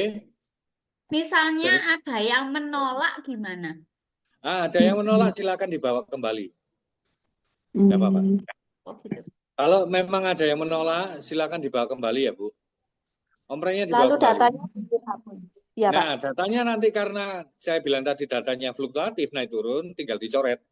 Nanti disampaikan ke TPPG-nya, disampaikan ke TPPS-nya bahwa beliau ini nolak dan nggak mau dikasih. Sudah langsung dicoret, besoknya kan otomatis nggak dikasih lagi, diberikan kepada yang lain. Oke. Oke, baik. Ada lagi Bu? Pak, mau tanya soal TPK pelaporan tadi, Pak. Oke, Yang gimana Bu? dilaporkan yang kemarin pakai JIFOM itu kan lama, Pak, ya? Itu semuanya dimasukkan apa gimana? Apa ada kompensasi gitu mulai bulan berapa? Banyak ya, Pak? Baik, untuk yang sudah dilaporkan di JIFOM, yang sudah dilaporkan di Google, di spreadsheet ya Bu, nanti silakan dilaporkan, mungkin nanti saya tak koordinasi dengan Bu Yayu, Ketua IPKB-nya, mungkin untuk sementara di bulan kemarin saja dulu yang dilaporkan. Semua, dimasukkan semua. Okay? Nah, nanti kalau Pak, belum bisa ya, Pak? Gimana Bu? LC Mill-nya belum bisa ya? LC Mill-nya belum bisa. Oh ya, nanti saya cekkan ke kota Bu. Pak Kesat. Jadi nanti kalau memang tidak bisa, LC Mill-nya memang ada gangguan, ya Bu. Ibu-ibu bisa men-screenshot di saat ini, oh ini loh gangguannya seperti ini. Jadi kita punya bukti juga ke pusat. Ya, kita punya bukti ke pusat. Kalau memang LC Mill-nya belum diupdate, silakan diupdate dulu. Kalau memang yang paling susah itu nanti biar Bu Yayu nanti yang akan menjelaskan di verbal. Biasanya dimasukkan tapi datanya tidak muncul. Ini nanti di bagiannya Bu Yayu. Nah, kalau masih munyer atau masih tidak bisa, silakan diupdate dulu Bu. Diupdate dulu LC Mill-nya, nanti dilaporkan. Di bulan kemarin saja dulu Bu. Semua pendampingan di bulan kemarin dulu yang dilaporkan. Karena pusat melihatnya nanti dari LC Mill, tidak lihat dari JIFOM. Kalau kemarinnya, kan dulu, awal dulu masih 3. 3 saja yang dilaporkan, tapi kan sekarang enggak. Semua sasaran harus dilaporkan di LC Mill. Tapi tergantung nanti siapa yang didampingi adalah yang beresiko. Dan 1 bulan kemarin dulu, okay? Baik. Ada lagi mungkin, Bu? Pak, Dari Bumiaji. Satu dulu. Tanya Ria dari Bumiaji, Pak. Oh, Ria, Mbak Ria, Bu Ria. Oke, dari Bumiaji, monggo. Iya, Pak, terkait Gati, itu tadi kan mau ada pendampingan untuk calon ayah. Apa itu nanti juga ikut sasaran TPK? Gati, calon ayah ya, Bu? Iya, terus satu lagi, Pak. Untuk teknis pengantaran MBG-nya, itu nanti kita semacam ada aplikasi atau seperti apa gitu, Pak? Terima kasih. Baik. 2 pertanyaan dulu, Pak. Oh, dulu berarti nambah lagi. Iyalah, pasti, Pak. Iya, Bu. Bu Ria dari Bumiaji. Baik, untuk Gati yang calon ayah itu juga termasuk sasaran dari DPK. Tapi kan tidak dilaporkan otomatis kan calon ayah nanti Ibu Milnya ya. bumilnya yang kena. Tapi kewajiban panjenengan adalah untuk menyampaikan saja, oh pemerintah sekarang loh Mas duwe Gati. Gati itu Gerakan Ayah Teladan Indonesia. Ya bagaimana cara meng-KIE panjenengan nanti. Nah itu dicatat, jenengan kan punya catatan. Oh ibu hamil ini punya suami ini sudah saya lakukan KIE tentang sosialisasi Gati. Oke. Lanjut tentang MBG tadi. MBG tadi bagaimana Bu? Yang MBG tadi? Kalau teknis pengantaran kita paham, maksudnya cara kerja kita Pak, apa ada aplikasi nanti difoto pas pemberian, apa kita harus menunggu sampai selesai makan atau seperti apa? Oke. Seperti PMT lokal itu kan seperti itu Pak. Kalau Oke. ini sistemnya gimana? Nanti Oke. kalau masalah pembagian kan kita satu tim 3 orang. Misalkan di Oke. wilayah kerja, kalau di Bumiaji ini kan satu tim 2 RW. Mungkin nanti kita bisa bagi. Oke. Terkait untuk honor tadi sudah dijelaskan, cuman Oke. kita kerjanya apa nanti satu Kerjanya. aplikasi, apa per tim bisa Oke. akses aplikasi itu atau gimana? Terima kasih. Oke. Kalau pengalaman yang dari Malang kemarin itu difoto Bu. Di saat pemberiannya nanti difoto dan difoto itu nanti disampaikan ada grupnya sendiri. Dan nanti itu tetap terlaporkan dan dilihat dan dimonitoring makannya dan lain-lain. Kalau nanti Bu Ria mau menunggui sambil dulang nggak apa-apa. Enggak Bu ya. Hanya itu aja nanti dapat datang diantarkan difoto setelah itu sudah dibawa kembali. Kalau di PMT lokal itu kan kita disuruh memastikan memang benar dimakan. Oke. Itu Pak. Sama Bu, sama di MBG juga sama. Makanya tadi di slide tadi disampaikan bahwa harus meng-KIE bahwa gizinya ini penting loh. Gitu. 4 tahun sudah Ya, Bu. mulai yang belum. Terus untuk before afternya gitu Pak, setelah mungkin dari BB seperti itu juga terpantau ada pelaporannya apa hanya Nanti iki wis pokok dianteri makanan gitu. Oke, makanya itu tugasnya TPK kan juga termasuk di monitoring dan evaluasi. Setelah ya. diantarkan, nanti dilihat Bu perkembangannya. Setiap posyandu kan nanti Ibu bisa mengetahui, oh anak ini naik enggak bobotnya. Atau bagaimana nanti kan bisa. Nanti ya Bu, tetap dimonitoring dan evaluasi. Pak, ini nanti kalau sasarannya gini, PMT lokal itu kan kegiatannya dari Dinkes. Terus ada MBG ini juga. Tidak menutup kemungkinan satu sasaran itu nanti mendapat dua dari 2 sisi. Itu tidak apa-apa, apa dari kita yang mundur, apa seperti apa? Oh, itu pasti apa-apa, Bu. Tidak apa-apa. Itu apa-apa pastinya. Nah, apa-apa, Bu. Nah, maksudnya apa-apa adalah data panjenengan nanti kan tidak langsung diberikan. Data nih, tapi kan tidak langsung diberikan kepada pusat atau kepada PLKB. Nah, bersama PLKB dan Dinkes nanti ini data divalidasi. Oh, ini sudah dapat dari PMT lokal, berarti MBG-nya nggak dapat. Oh gitu, ya. Oke, kan biar nggak nubruk Bu. Kan berarti kasihan yang lain nanti. Tidak yang kita data itu nanti pasti dapat, tidak nggih? Betul. Yang penting adalah dengan data semua dulu. PMT lokal sudah tidak ada, Pak. Gimana? Oh, PMT lokal sudah tidak ada.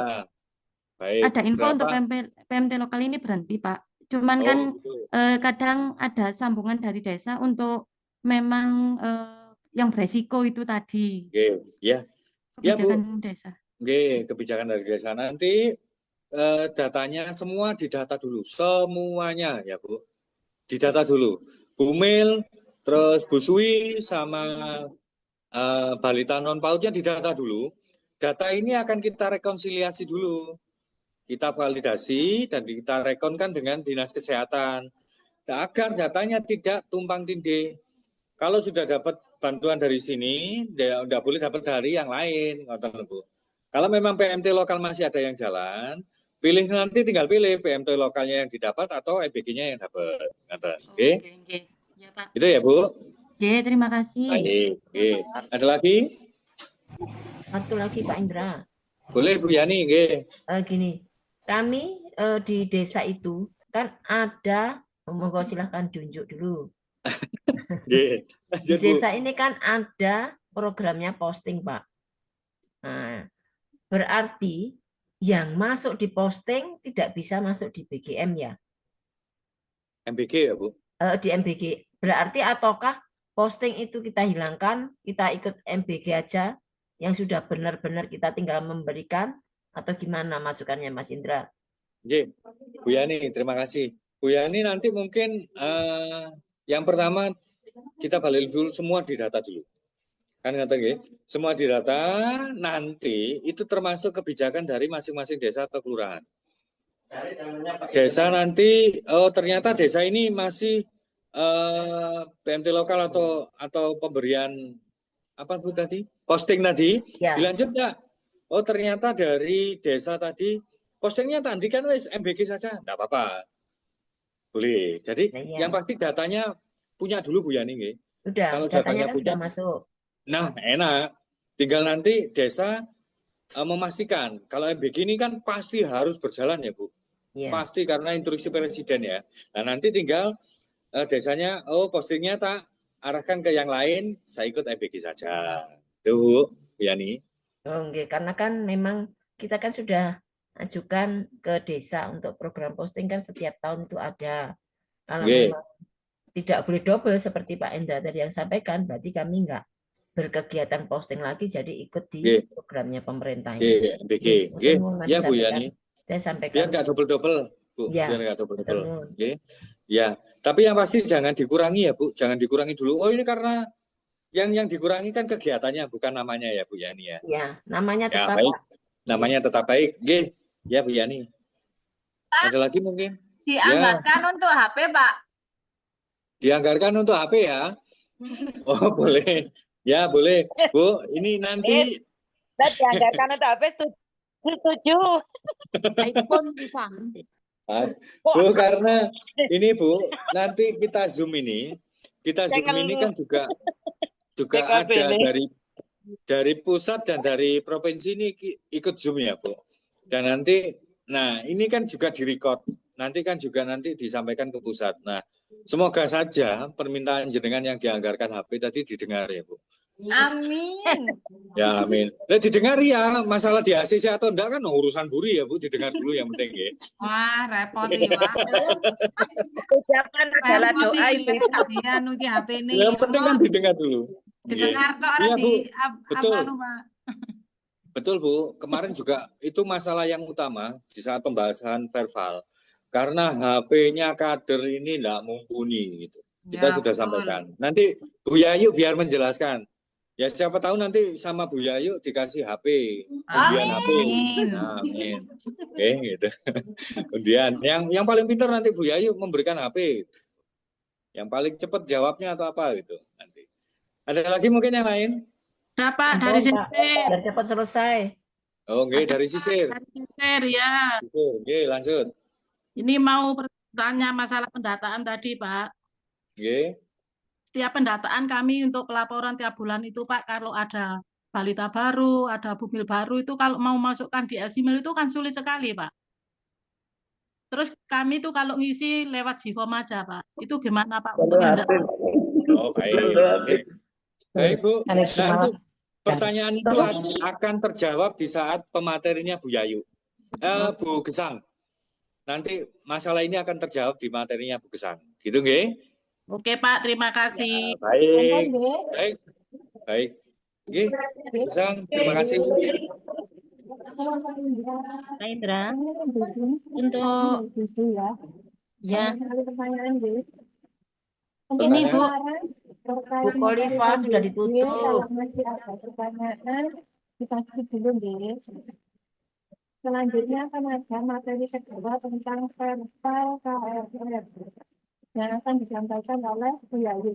Monggo Bu Yayu, disampaikan oleh Bu Yayu. Terima kasih Bu Gesang. Bismillahirrahmanirrahim.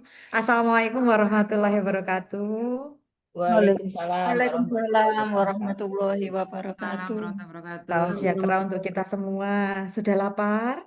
Lapar. Banget. Oke. Jadi di sini memang pembahasan kita sangat seru dan memang ini yang kita butuhkan untuk TPK. Jadi sebelum sampai kita di acara, saya baca pantun dulu biar nggak tegang. pagi-pagi minum jamu. Rasanya Cakep. segar, bikin hati bahagia. Cakep. Senang sekali bertemu ibu-ibu. Semoga hari ini penuh ceria. Sik. Ya. Nah, materi yang kedua itu tidak kalah pentingnya buat kita semua sebagai anggota TPK, nggih. Yang pertama adalah judulnya sudah verifikasi dan validasi. Berarti kita memverifikasi dan memvalidasi data upaya untuk apa? Upaya penurunan stunting. Karena di sini adalah KRS, keluarga resiko stunting. Oke, next. Oke. Nah, Verval ini nanti ibu-ibu TPK berguna untuk mencocokkan data yang lama, data yang kemarin didata dengan data yang baru. Nah, pencocokan ini berdasarkan hasil yang ada di lapangan. Jadi kalau tahun kemarin mungkin masih jadi Jatim. Nah, tahun ini kan dia sudah jadi Bumil. Sehingga itu perlu divalidasi melalui Verval. Nah, pencocokan ini itu yang perlu diperhatikan oleh ibu-ibu semuanya yang di sini adalah satu, keluarga sasaran Verval. PUS, pasangan usia subur atau keluarga baru. Yang kedua adalah keluarga yang berstatus pindah. Yang ketiga, ibu hamil, keluarga punya anak usia 0 sampai 23 bulan, dan keluarga yang memiliki anak usia 24 sampai 59 bulan. Next. Ya. Itu didata secara periodik, ibu-ibu semuanya. Nah, itu pernah di Verval di 16 Juni sampai 30 September. Nah, ini saya mengingatkan, ternyata ibu-ibu semua sudah melakukan Verval, tinggal mungkin yang kurang adalah di catatan kami itu adalah Desa Punten.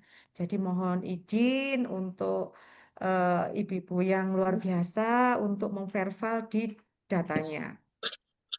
Terus selanjutnya belum. Next. Ya. Ya. Ya.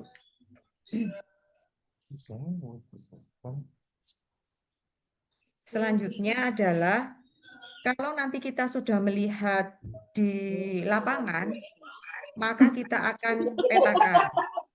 Setelah dipetakan, maka kriteria yang selanjutnya adalah oleh jajan arek ngono. Bocor nggih.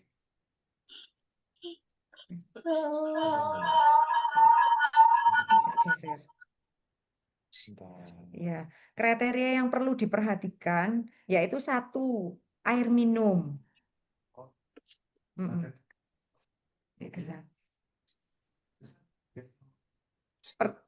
Pertamanya adalah air minum. Nah, sehingga kalau air minumnya kurang bagus, maka itu bisa menjadi kriteria untuk upaya penurunan stunting. Yang selanjutnya adalah sanitasi. Jadi nanti sanitasinya sudah dilihat oleh teman-teman TPK. Terus 4T. Nah, terlalu banyak, terlalu muda, terlalu tua, terlalu dekat, itu juga menjadi kriteria Verval. Dan yang terakhir adalah KB modern. Itu juga menjadi salah satu